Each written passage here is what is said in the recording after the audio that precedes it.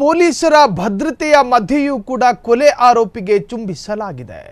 BJP ಮುಖಂಡ ಪ್ರವೀಣ್ ನೆಟ್ಟಾರು ಕೊಲೆ ಪ್ರಕರಣ ಕೋರ್ಟ್ ಆವರಣದಲ್ಲೇ ಆರೋಪಿಗೆ ಯುವಕನೊಬ್ಬ ಕಿಸ್ ಕೊಟ್ಟಿದ್ದಾನೆ. ಬೆಳತಂಗಡಿ ಕೋರ್ಟ್ಗೆ ಆರೋಪಿಯನ್ನ ಹಾಜರುಪಡಿಸಲಾಗ್ತಾ ಇತ್ತು. ಆ ಸಂದರ್ಭ ಬಿಜೆಪಿ ಮುಖಂಡ ಪ್ರವೀಣ್ ನೆಟ್ಟಾರು ಕೊಲೆ ಪ್ರಕರಣಕ್ಕೆ ಸಂಬಂಧಪಟ್ಟ ಹಾಗೆ ಕೋರ್ಟ್ ಆವರಣದಲ್ಲೇ ಆರೋಪಿಯನ್ನ ಹಣೆಗೆ ಮುತ್ತು ಕೊಟ್ಟಂತಹ ಪ್ರಸಂಗವೊಂದು ನಡೆದಿದೆ.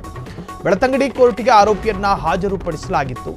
ಆ ಸಂದರ್ಭ ಈ ವೇಳೆ ಇಸ್ಮಾಯಿಲ್ ಶಾಫಿ ಹಣೆಗೆ ಮುತ್ತು ಕೊಟ್ಟ ಯುವಕ 2022ರ ಜುಲೈ 26ರಂದು ಬೆಳ್ಳಾರಿಯಲ್ಲಿ ನಡೆದಿದ್ದಂತಹ ಹತ್ಯೆ. ಆ ಹತ್ಯೆ ಪ್ರಕರಣದ ಆರೋಪಿಗಳು ಇನ್ನೂ ಕೂಡ ಸಾಬೀತಾಗಲಿಲ್ಲ. ಆರೋಪ ಸ್ಥಾನದಲ್ಲೇ ಇದ್ದಾರೆ. 20ಕ್ಕೂ ಹೆಚ್ಚು ಆರೋಪಿಗಳನ್ನು ಬಂಧಿಸುವಂತಹ ಎನ್ಐಎ ಕೊಲೆ ಪ್ರಕರಣದ ಮಾಸ್ಟರ್ ಮೈಂಡ್ ಎಂದು ಹೇಳಲಾಗ್ತಾ ಇದೆ.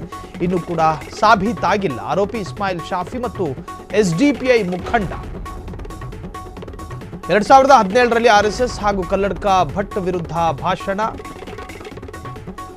ಪ್ರಕರಣ ಸಂಬಂಧ ಕೋರ್ಟ್ಗೆ ಹಾಜರುಪಡಿಸಲಾಗಿತ್ತು.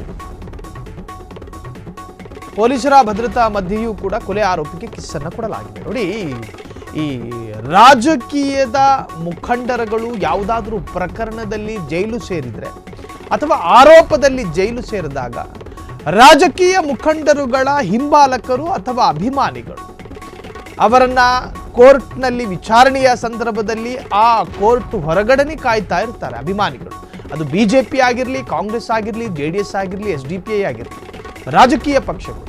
ಅದರಂತೆಯೇ ಈ ಆರೋಪಿಯನ್ನ, ಕೊಲೆ ಪ್ರಕರಣದ ಆರೋಪ ಇರತಕ್ಕಂಥ ಈ ವ್ಯಕ್ತಿಯನ್ನ ಕೋರ್ಟ್ಗೆ ಕರೆದುಕೊಂಡು ಹೋಗುವಂತಹ ಸಂದರ್ಭದಲ್ಲಿ ಆತನ ಅಭಿಮಾನಿಯೊಬ್ಬರು ಹಣೆಗೆ ಚುಂಬಿಸಿದ್ದಾರೆ.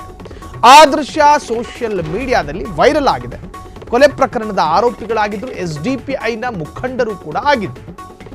ಅವರ ಅಭಿಮಾನಿಯೊಬ್ಬ ಪೊಲೀಸರು ಕರೆದುಕೊಂಡು ಬರುವಂತಹ ಸಂದರ್ಭದಲ್ಲಿ ಅವರ ಹಣೆಯನ್ನ ಚುಂಬಿಸಿದ್ದಾರೆ. ಆ ಚುಂಬಿಸಿದಂತಹ ವಿಡಿಯೋ ಈಗ ವೈರಲ್ ಆಗಿತ್ತು. ಪೊಲೀಸರ ಭದ್ರತೆ ಮಧ್ಯೆಯೂ ಕೂಡ ಆರೋಪಿಗೆ ಚುಂಬಿಸೋದಕ್ಕೆ ಅವಕಾಶ ಹೆಂಗ್ ಬಿಟ್ರು ಅಂತ ಹೇಳಿ ಕೂಡ ಆಕ್ರೋಶಗಳು ವ್ಯಕ್ತವಾಗಿದೆ. ಪರವಿರೋಧ ಚರ್ಚೆಗಳು ಕೂಡ ಶುರುವಾಗಿರುವಂತಹದ್ದು.